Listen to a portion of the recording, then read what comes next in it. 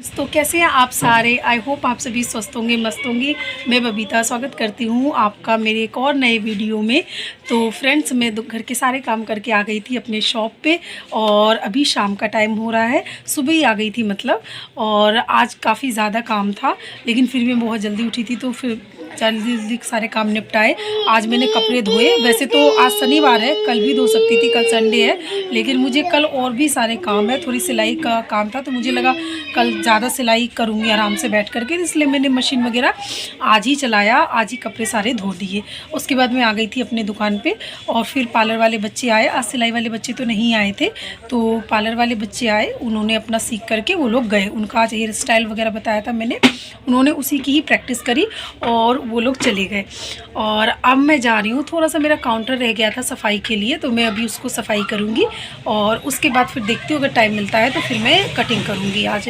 तो काफ़ी, क्योंकि अभी ना मैं 1-2 दिन से, 2 दिन क्या शायद 3 या 4 दिन हो गया है मैं भी सिलाई नहीं कर पा रही, क्योंकि बीच में मेरी 1-2 दिन तबीयत ख़राब हो गई थी और फिर अभी टाइम नहीं मिल पा रहा था। पार्लर और बच्चों में इतना बिज़ी रहती हूँ, फिर अभी थोड़ा मुझे ना घर से भी थोड़ा कुछ और काम था तो मैं उनमें भी बहुत ज़्यादा बिज़ी रह रही थी। तो अभी मुझे ये सब काम करना भी बहुत ज़्यादा ज़रूरी हो गया है। तो मैं अभी ये भी निपटा, सिलाई भी बहुत ज़रूरी है करना, क्योंकि सबके डेट भी पास आ रहे हैं। तो अभी मैं इनको कटिंग करूँगी और सिलूँगी और आपके साथ शेयर करूँगी।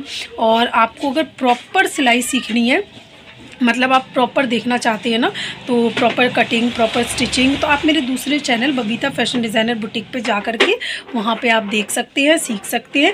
मैं इसमें भी आपको बताती रहूँगी, अगर आपको कुछ भी सीखना हो तो आप मुझे बताइएगा।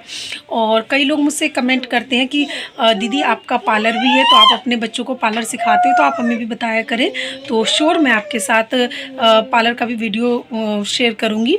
डेली तो नहीं हो सकता है, बट हाँ मैं शेयर करा करूँगी। मैं जो भी हेयर स्टाइल बताती हूँ उनको, या जो भी सिखाती हूँ, फेशियल वेशियल, आपको जो भी अगर सीखना हो तो आप सीख सकते हैं। देखिए, अगर आपको प्रॉपर सीखना है तो आप तो फिर तो कंटिन्यू ही सीखना पड़ेगा आपको। लेकिन आप जैसे घर में थोड़ा बहुत सीखना चाहते हैं, आप घर में कुछ क्लीनअप वगैरह कर लें या फिर कोई हेयर स्टाइल वगैरह बना लें, तो वो सब तो आप आराम से सीख जाएंगे। मैं आपको बताऊँगी इसी चैनल पर। ओके, तो बने रहिए मेरे चैनल पर, मेरे चैनल को सब्सक्राइब करिए और वीडियो को पूरा पूरा देखा करिए। तो अभी मैं जा रही हूँ सफाई करने के लिए। हेलो फ्रेंड्स, तो आज मैं जो बातें आपके साथ शेयर करूंगी आपके बहुत काम आएगा। और अगर आप हाउसवाइफ है तो आपके लिए ये वीडियो बहुत ज़्यादा ज़रूरी है और इस वीडियो को आप पूरा देखें, वीडियो को बिल्कुल भी स्किप ना करें। तो फ्रेंड्स, आज जो मैं आपके साथ बातें शेयर करने जा रही हूँ वो ये है कि देखिए, आप लोगों ने से कई लोगों ने मुझसे ये कहा कि आप लोग ये तो कहते हैं कि मतलब काम करो, लेकिन कैसे करें, कैसे स्टार्ट करें, हमें सिलाई नहीं आती है, हमें इतनी सिलाई आती है तो क्या हम काम कर सकते हैं कि नहीं। तो फ्रेंड्स, आज मैं आपको अपनी जर्नी बताऊंगी कि मैंने कैसे कितनी सिलाई सीखी है और कैसे अपना काम शुरू करा।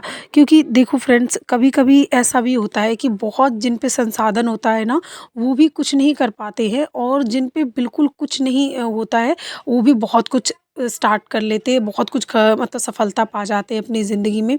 कभी कभी ऐसा भी होता है कि बहुत ज़्यादा पढ़े लिखे लोग भी नौकरी कर रहे होते हैं, और कभी कभी ऐसा भी होता है कि बहुत कम पढ़े लिखे लोग बहुत बड़ा स्टार्टअप कर लेते हैं, बहुत बड़ा बिजनेस खड़ा कर लेते हैं। मेरे कहने का मतलब, देखिए, ये मत करिएगा कि अपने आप की मतलब पढ़ाई लिखाई का महत्व नहीं है, पढ़ाई लिखाई का बहुत महत्व है।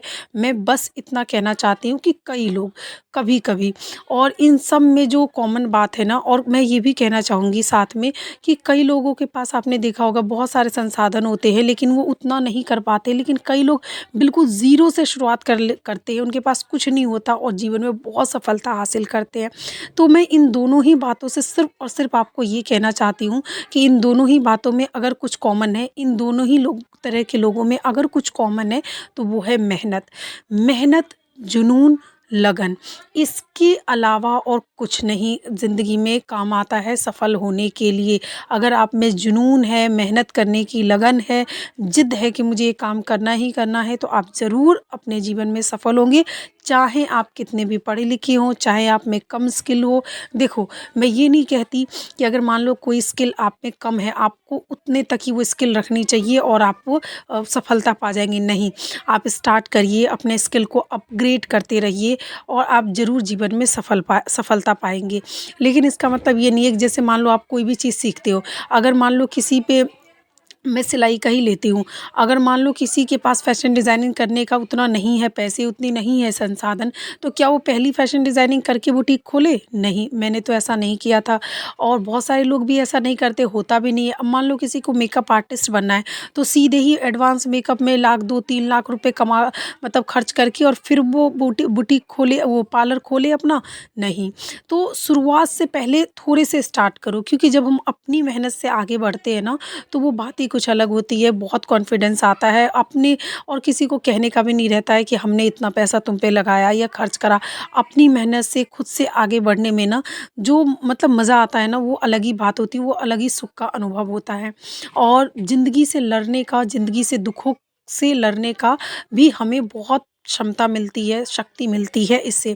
तो फ्रेंड्स, आज मैं आपके साथ शेयर करूँगी कि मैंने कितनी सिलाई सीखी, मैंने कैसे बुटीक ओपन करा। तो देखिए फ्रेंड्स, आप भी ऐसा कर सकते हैं। मैंने जैसा कि आपको पहले के भी ब्लॉग में बताया, मैं एक सिंगल मदर हूँ, मुझे शुरू से ही बहुत सारी प्रॉब्लम्स रही है, तो वो सारी चीज़ें मैं कभी और आपसे शेयर करूँगी। और फ़िलहाल मैं दिल्ली में रहती हूँ।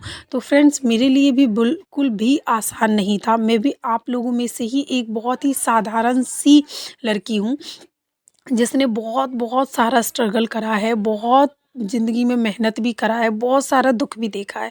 तो फ्रेंड्स देखो, रोने से कुछ भी नहीं होता, मैंने तो इतना दुःख देखा है ना कि आपको मैं बता नहीं सकती, इतना ज़्यादा देखा है। सबसे पहले देखो, मुझे भी मैंने बताया कि मेरे को सिलाई-विलाई पहले नहीं आती थी। मैं सिर्फ़ शुरू में ना मतलब शादी से पहले सिर्फ़ पढ़ाई-लिखाई में बहुत इंटेलिजेंट थी, पढ़ती लिखने में ही मेरा ध्यान था, सिलाई-विलाई मैंने नहीं सीखा था कुछ भी। शादी के बाद जब मुझे प्रॉब्लम्स हुई, तो फिर मैंने, मेरी एक बेटी थी छोटी-सी, तो मैं जॉब भी नहीं कर सकती थी, क्योंकि फिर उसको उसकी देखभाल कौन करता? तो इस वजह से फिर मैंने सोचा कि मैं क्या करूँ? तो और टीचिंग करने का भी सोचा, तो प्राइवेट जो स्कूल वगैरह होते हैं उसमें इतना कम सैलरी था ना कि उतने में तो नहीं होगा गुज़ारा। तो फिर मैंने बहुत सारी चीज़ें सोची, तो उसके बाद फिर मैंने सोचा कि मैं सिलाई का करूँगी। तो मैंने फिर उसके बाद अपना मतलब स्टार्ट करा, सर्च करना स्टार्ट करा, मतलब आस-पास अपना, तो मुझे एक दीदी मिली जो कि टेलर थी और वो सिलाई सिखाती थी। तो मैंने जस्ट उनसे ज़्यादा नहीं, सिर्फ़ 2 महीने उनसे सिलाई सीखा और तीसरा महीना मैंने उनके ही कपड़े सिले, क्योंकि मेरे हाथों में बहुत अच्छी फिनिशिंग थी और मुझे एक जुनून था कि मुझे कपड़े मतलब इसी से ही अब जीवन में आगे बढ़ना है, अपनी प्रॉब्लम को सॉल्व करना है।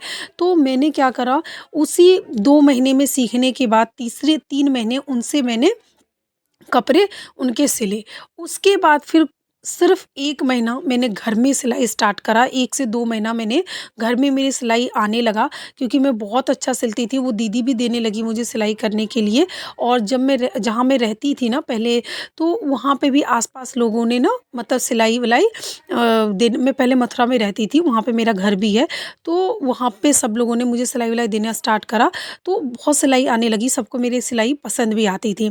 और क्योंकि मेरी सिलाई में बहुत फिनिशिंग थी और मैं बहुत डिज़ाइन-विज़ाइन बहुत अच्छे से बना लेती थी, तो बहुत सबको पसंद आने लगा। उसके बाद फिर मैंने बुटीक का सोचा, तो मैंने जी इतने दिनों में जो भी थोड़ा बहुत कमाया था, तो उससे फिर मैंने पायदान लिया। पहले मेरे पास सिर्फ़ एक छोटी-सी मशीन ली थी, वो मशीन भी मैंने अपने ही पैसों से लिया था और उसके बाद फिर मैंने एक पायदान लिया और उसके बाद फिर मैंने उ उन्हीं में से जो थोड़े से पैसे थे, फिर उससे मैंने काउंटर बनवाया और दुकान खोला। और जो जिससे मैंने सिलाई सीखी थी ना, तो वो दीदी ना अपनी पुरानी पीको की मशीन बेच रही थी। तो मैंने उनसे ही मशीन लिया और उनसे मैंने थोड़ा-सा टाइम लिया कि दीदी मैं आपको 1 महीने बाद पैसे दे दूँगी। तो उन्होंने बोला ठीक है, बहुत अच्छी थी। तो उनको फिर मैंने जब 1 महीने बाद मुझे पैसे हो गए, तो फिर मैंने उनको वो पैसे दे दिए। तो इस तरीके से मैंने बिल्कुल थोड़े से शुरुआत करी। शुरू में आपको कोई ज़्यादा इन्वेस्ट करने की ज़रूरत नहीं है। अगर आप होम बुटीक भी चलाते हैं, तो कोई ज़रूरत नहीं है कि आप बुकरम बहुत सारा ले आओ या रील के डब्बे ले आओ, कुछ नहीं। आप बस स्किल स्टार्ट करो। आप ना जैसे अभी मैंने तो वहाँ से ऑफ़लाइन सीखा था, क्योंकि मुझे तो करना था कुछ। आप उ और उस टाइम पे ना इतना बहुत ज़्यादा ऑनलाइन का भी नहीं था कि आप ऑनलाइन इतनी चीज़ें सीख सकते हो। आजकल तो बहुत से लोग ऑनलाइन सिखाते, बहुत अच्छे से सिखाते, मैं भी सिखाती हूँ। पहले इतना ज़्यादा नहीं था, वरना मैं तो ऑनलाइन ही सीख लेती। उसके बाद देखो, और आप ऑनलाइन सबसे पहले स्टार्ट कर सकते हैं, मतलब ऑनलाइन सीख करके अपना होम बुटीक स्टार्ट कर सकते हैं। उसके बाद फिर आप अपना बुटीक खोल सकते हैं। तो मैंने उसके बाद क्या करा, अपना बुटीक खोला उसके बाद मैंने अपना एक बुटीक ओपन करा। बुटीक ओपन करने के बाद मेरा बुटीक बहुत अच्छा चलता था और बहुत बहुत ज़्यादा सिलाई आती थी। आप विश्वास नहीं करेंगे कि मैं सुबह बहुत जल्दी उठती थी और घर के सारे काम करने के बाद मेरी बेटी थी, उसको भी देखना, उसको स्कूल भेजना, फिर स्कूल से लाना और दिन भर मैं सिलाई करती थी। शाम को फिर जब दुकान बढ़ा के आती थी तो खाना वाना बना करके और 12-12 बजे तक जो मुझे अगले दिन सिलना है वो मैं कटिंग करती थी। और कपड़े उपड़े भी अगर जैसे धोना हो तो मैं क्या करती थी कि मैं रात में ही मशीन लगा देती थी, जब तक मैं क्या करती थी कि कटिंग वटिंग कर लेती थी। तो इस तरीके से सुबह सिर्फ खाना बनाने का रहता था और काम वाम का रहता था तो जल्दी हो जाता था। और ऐसे मशीन लगाओ ना तो 1-2 घंटे और वेस्ट होते हैं। तो इस तरीके से मैं सुबह फिर जल्दी दुकान पे अपने चली जाती थी बुटीक पे। तो इस तरीके से मेरा बुटीक भी बहुत अच्छा चलता था। मैंने 2 साल अपना बुटीक चलाया, 2 से 3 साल चलाया मैंने बुटीक कुल, हाँ 3 साल चलाया।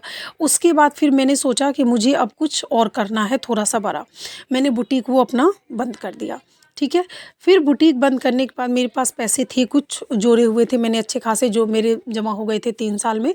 उसके बाद उसके बाद बंद करने पे भी ना मेरा इतना अच्छा काम था कि फिर मैंने होम 1 साल ना मैंने होम बुटीक ही अपना रखा। होम बुटीक में मैंने अपनी सिलाई करी, तो मेरे उसमें भी ना बहुत अच्छा सिलाई आता था, बहुत ही अच्छा। तो मैंने फिर वो अपना सिलाई करा और फिर मैंने फ़ैशन डिज़ाइनिंग करा, मैंने अपना पार्लर का सीखा और उसके बाद उन्हीं पैसों से और फिर जा कर के मैंने अपना ये पार्लर और बुटीक करा। और फिर उसके बाद बीच में ही मैंने कुछ दिन वो चलाने के बाद, अभी मैं आपको ये डिटेल में फिर कभी बताऊँगी, और क्योंकि पार्लर का मैं आपको और बताऊँगी, क्योंकि पार्लर में मैंने जब फिर 1 ईयर का डिप्लोमा करा ना, उसके बाद फिर मैंने अपने ही पैसों से फिर वापस से मैंने एडवांस मेकअप भी सीखा। तो आज कुल मिलाकर के मैंने टोटल अपनी मेहनत से सब करा और आज मैं अपना बुटीक और पार्लर अपना खुद चला रही हूँ, अपने बच्चे को खुद पालती हूँ और अपने मेहनत से और बिल्कुल आत्मसम्मान के साथ जीती हूँ और अपने दोनों बच्चों को बहुत खुशी-खुशी मेहनत से पाल रही हूँ और मेहनत करके अपना जी रही हूँ। किसी पे भी मैं निर्भर नहीं हूँ या ना ही किसी पे मुझे हाथ फैलाना पड़ता है। अपने शौक अच्छे से पूरे कर पाती हूँ, मतलब कपड़े लत्ते पहनना, खाना-पीना सब कर लेती हूँ और अपने बच्चों को भी सभी पढ़ाई-लिखाई सब उनका बहुत अच्छे से मैं कर पाती हूँ। तो फ्रेंड्स देखो, अगर आप भी मेहनत करो और ये अगर और डिटेल में अगर आप जानना चाहें मैंने क्या-क्या सीखा, कैसे-कैसे किया, तो मैं आपको फिर एक बार और कभी बताऊँगी।